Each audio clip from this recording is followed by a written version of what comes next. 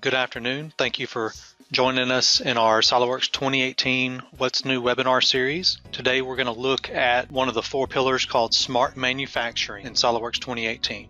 My name is Martin Hayes. I'm one of the application engineers here at Concepts in Production. Today we're going to look at, as I said, Smart Manufacturing, specifically Solidworks Model-Based Definition, MBD, and Solidworks Cam, where we can generate toolpath within the Solidworks environment. So we'll start off the Smart Manufacturing looking at Solidworks Model-Based Definition. And what Smart Manufacturing is with Solidworks is to put the model at the center of not only the design process, but also throughout manufacturing. 10, 20 years ago, we saw a transition from the 2D drawings being the official documentation of the engineering world, and we've shifted that into where the 3D CAD models are the control documents in the design process. And the new tools we have with Solidworks 2018 is the ability to continue allowing that 3D CAD model to be the control document, not just in design, but also as we manufacture and deliver our products.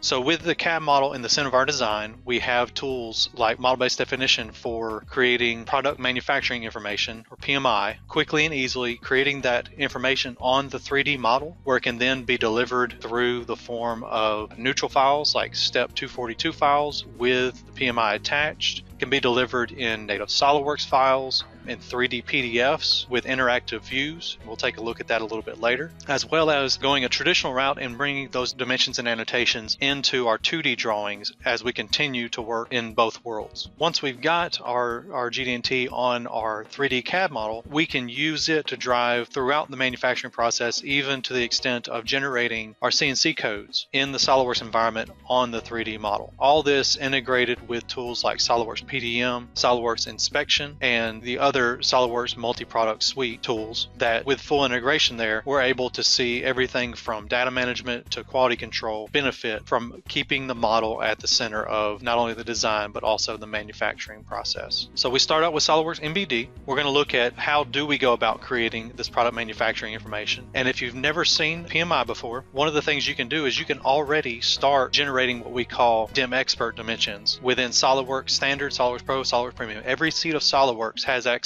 to generate these type of dimensions on the 3D model. SolidWorks Mbd is the package that allows you to organize those into 3D views, much like we would organize views on a 2D drawing, as well as to export 3D PDFs and other file formats. So with 2018, we've seen some great improvements with model-based definition, improving the capabilities for intelligent models that PMI that are generated can actually be machine readable and can actually be read by a third-party software. We're also able to now import Creo, NX, and CATIA files with their product manufacturing information intact, as well as Step 242, which is kind of the universal neutral file format that we're seeing the industry standardize with product manufacturing information. With MBD 2018, you're going to see some great new PDF templates for the 3D PDFs that are created that will not only communicate more information, but also just have a more professional look. And we can now export Step AP242 with those machine readable annotations, that intelligent PMI. So we'll step over into SolidWorks, and I've got an assembly pulled up. One of the things you notice is we've got a whole lot of dimensions and annotations created here on this assembly.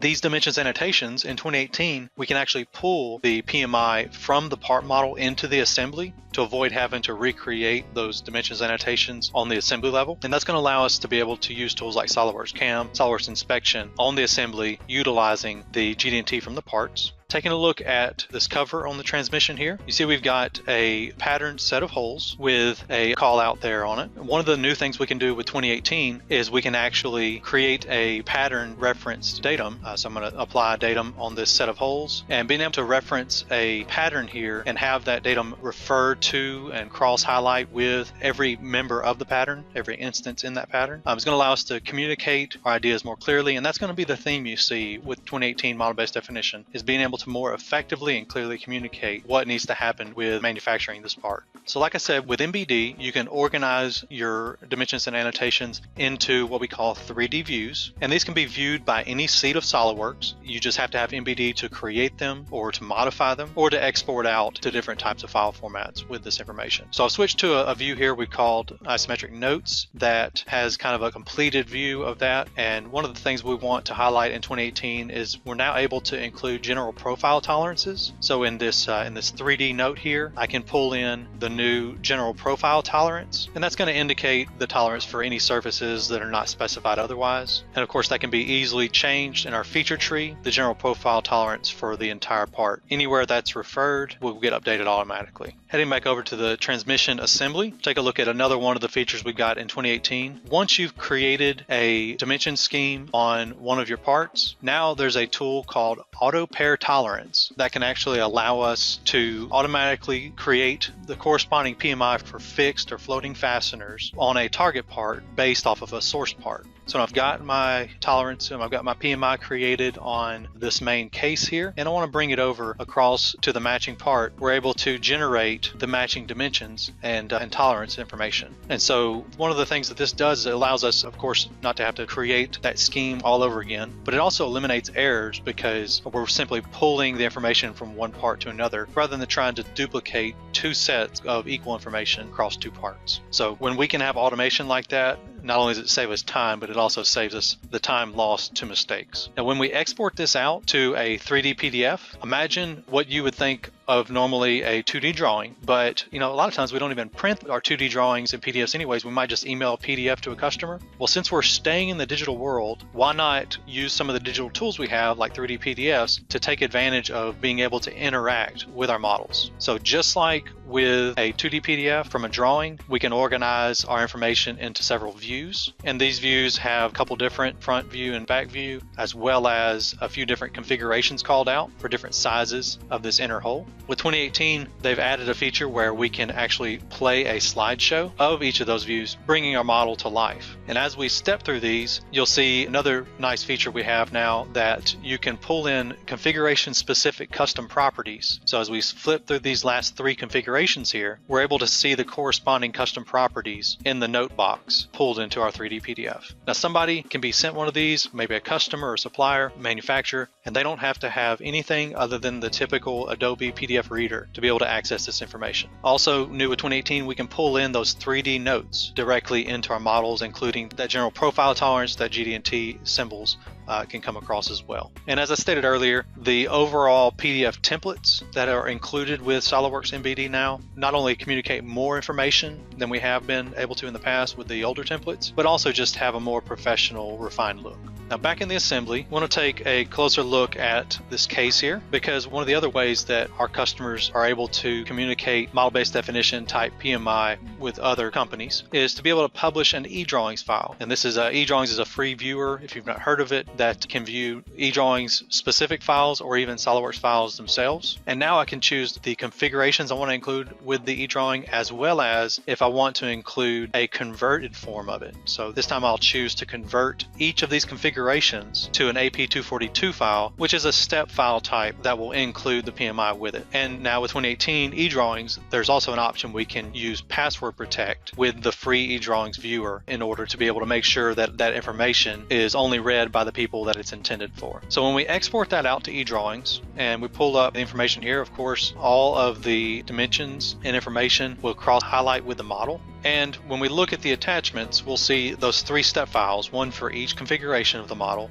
In the past, where you would maybe typically zip a few files together, now you can use the eDrawings file as a container for these. So when you send somebody the eDrawings file, they can preview it in eDrawings, but they also have access to the step files for using in their CAD system. So we'll take a look at this first step file. You can either view it or actually extract it out to download it. And we'll just go ahead and view that step file in eDrawings. And you'll see here when we're viewing the step file, of course, the recipient would not be able to see any of the feature history. It would protect all of your proprietary information in that regards, but they would have access to the PMI that you've included with it, and again, cross-highlighting even with the step AP242 files. So with SolidWorks Mbd 2018, we're able to eliminate those production bottlenecks by using smart manufacturing, keeping the model at the center of the design and manufacturing process. Now, model-based definition is just the beginning because it is what lays the foundation for us to be able to use our models in the manufacturing process. From there, we can step into other add-ins like SolidWorks Cam, Cam, SolidWorks Inspection, or even go back to 2D drawings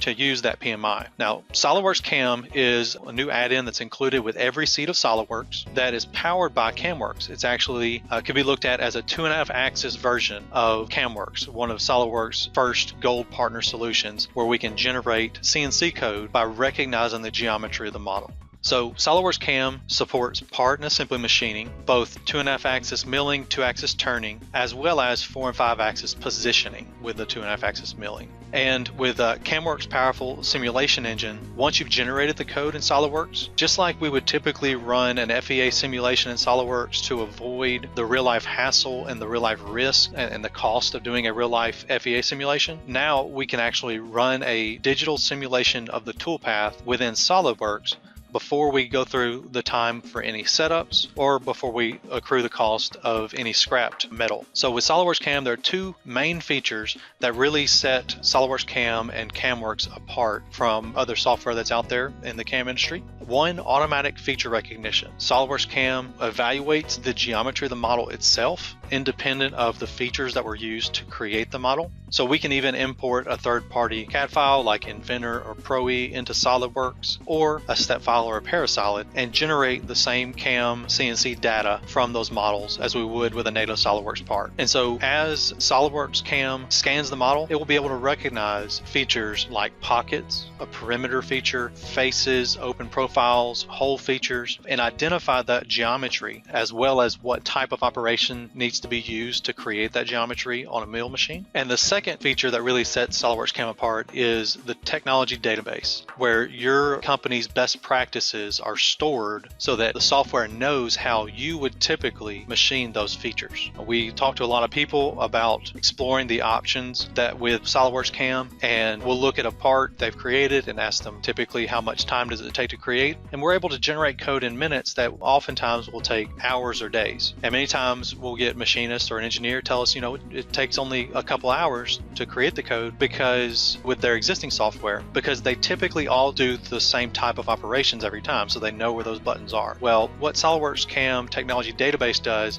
is it takes that a step further and allows the software to know what type of operations, what type of toolpaths that you typically create. And it memorizes that so that next time those can be used automatically. SolidWorks Cam Professional does support volume mill, which is a high-speed machining toolpath generator. What this results in is being able to cut faster at higher speeds, as well as have a more efficient toolpath where we are causing less wear on the tools themselves as well as the machine while being able to cut and machine faster. Because SolidWorks Cam is fully integrated into SolidWorks environment, if any changes are made to the model, those changes can be updated into SolidWorks Cam with minimal user interaction. So when we change some dimensions in our part and go into a new revision of creating that part and manufacturing it, we can actually just have CamWorks update the toolpaths and it will regenerate the pockets and faces and perimeters that are needed. And because it's implemented in the SolidWorks environment, of course, it's going to have all the user friendliness and be more intuitive like we're used to seeing within SolidWorks. So we'll go back over to SolidWorks.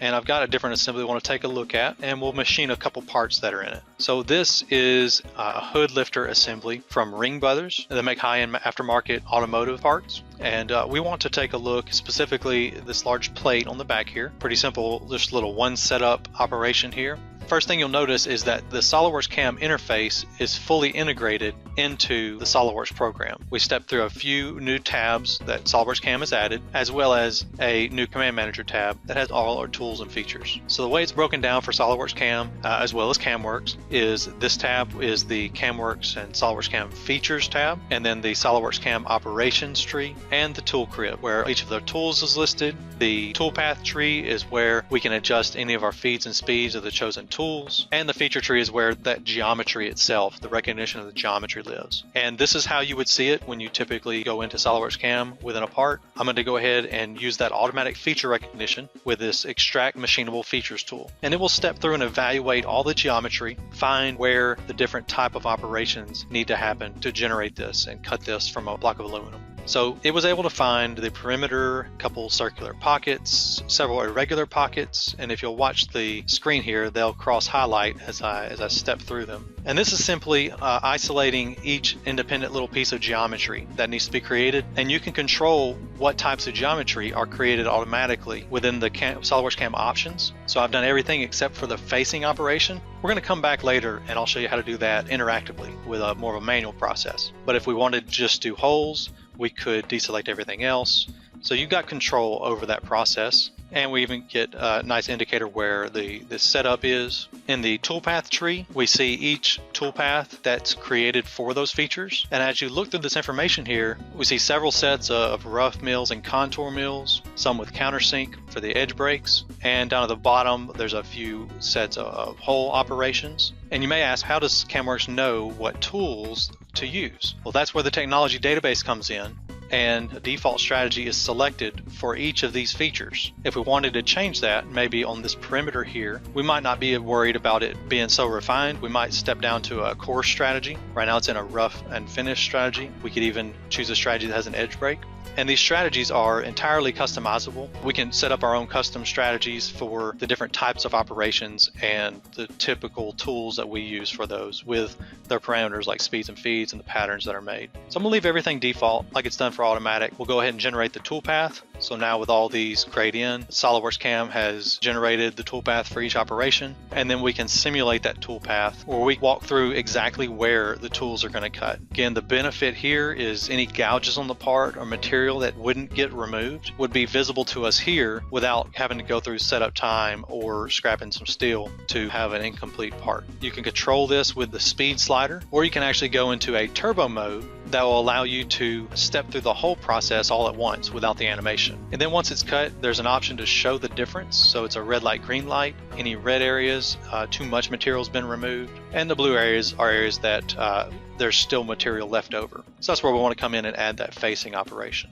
So I'm going to step back to the CamWorks feature tree, show you what it looks like to add in an operation yourself. You can do this from scratch. You can generate a few of the operations automatically and then do some interactively like we're doing here, or you can just do everything automatically using the technology database. Some machinists, engineers would want to step through and create custom operations for each one, and that's a totally viable process. So I'm going to choose the open pocket, and I'm going to pick this top face here where I want the pocket to be mapped onto. For the end condition, I want to cut 10 millimeters of material, so it's giving me a nice preview there just like you would in SolidWorks boss extrude, cut extrude. And for the strategy, I'm going to leave it on that default rough and finish. It even gives me a preview of what tools are going to be used as I cut that. For the islands, we're going to use the auto detect to make sure we see these 3 islands that do not need to be cut, and it will avoid those areas for us. Then we'll just generate the operations, a rough and a contour, and generate the toolpath for those operations. We'll step back into our simulation. This time I'm going to use turbo mode just to fast forward to the end.